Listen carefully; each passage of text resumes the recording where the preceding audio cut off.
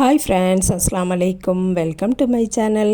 இன்றைக்கி நம்ம சேனலில் நல்ல டேஸ்டியான பிரேக்ஃபாஸ்ட் ரெசிபி பண்ண போகிறோம். எப்படி பண்ணலான்னு பார்க்கலாம். அதுக்கு முன்னாடி நம்ம சேனலை சப்ஸ்கிரைப் பண்ணாதவங்க சப்ஸ்கிரைப் பண்ணிடுங்க. பக்கத்தில் இருக்கக்கூடிய பெல் ஐக்கானையும் கிளிக் பண்ணிடுங்க.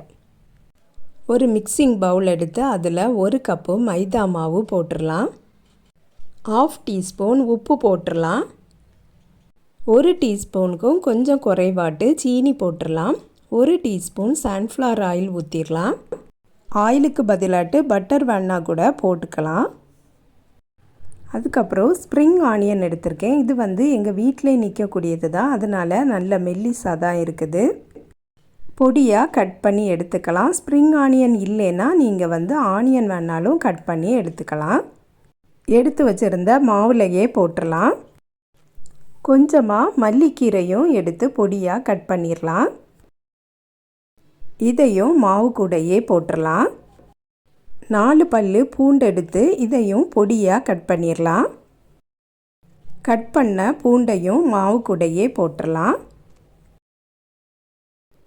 இனி தண்ணீர் ஊற்றி கட்டிகள் இல்லாமல் நல்லா மிக்ஸ் பண்ணி எடுக்கலாம். ரொம்ப லூஸாகவும் இருக்கக்கூடாது, அதே சமயம் ரொம்ப திக்காகவும் இருக்கக்கூடாது, ஒரு மீடியமாட்டு இருக்கணும்.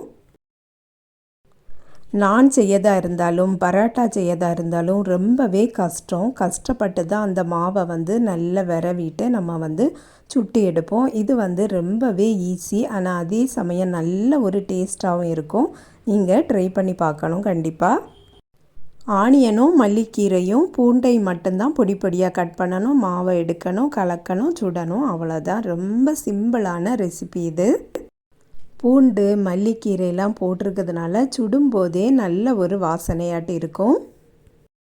அடிப்பக்கம் வெந்ததும் அப்படியே திருப்பி போடணும். திருப்பி போட்டதும் லைட் ப்ரௌனாக வரும்போது மறுபடியும் திருப்பி போடணும். இப்படியே கொஞ்ச நேரம் திருப்பி போட்டு எடுக்கணும். அப்போ தான் நார்மலாக சுடக்கூடிய அந்த மைதா மாவு தோசையாட்டு இல்லாமல் இது ஒரு பரோட்டா மாதிரி வரும்.